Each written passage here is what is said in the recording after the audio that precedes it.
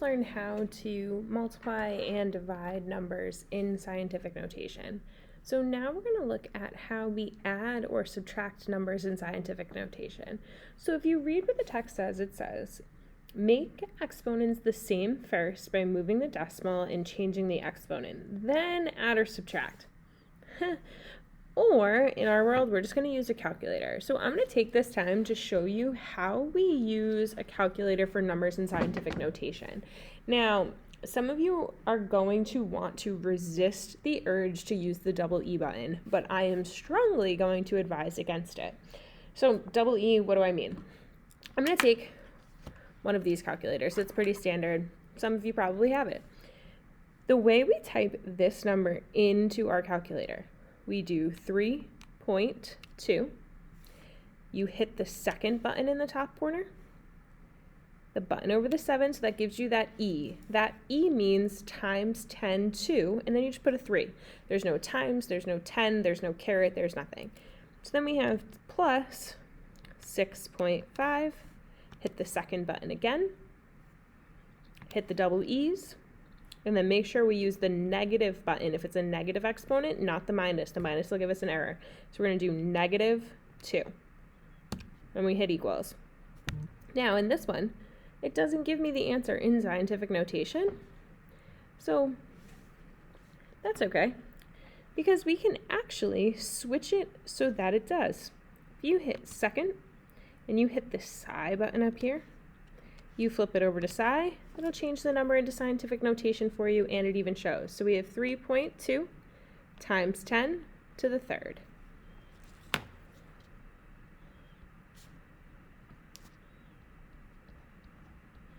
Now, this obviously looks very, very similar. If I wanted to write out this whole number, I could. So I have 3.212365 times 10 to the third. To make sure we got this 6.5 times 10 to the -2, add it on here. Now, what if I don't have this calculator? What if mine looks like that? Oh, this one looks a little different, but guess what? It's the same EE button in the same exact spot. We just don't have to hit the second first. So here we do 3.2. The E's are already there. 3 plus 6.5 E -2. Now same thing, we have this number here, which is equal to this, right? So if I have this number, okay, times 10 to the third, 3200.065. Done. Awesome. Yeah, but you don't have that calculator either. Maybe you have a graphing calculator. It looks a little bit more like this. Well, weird.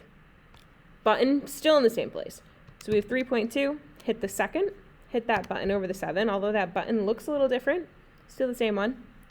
3 plus 6.5 times 10 to the -2. Oh, same answer. And last but not least, let's do it on a phone calculator, because many of you are just going to use your iPhones instead anyway. So here we have 3.2. The E's are next to the 1. Okay.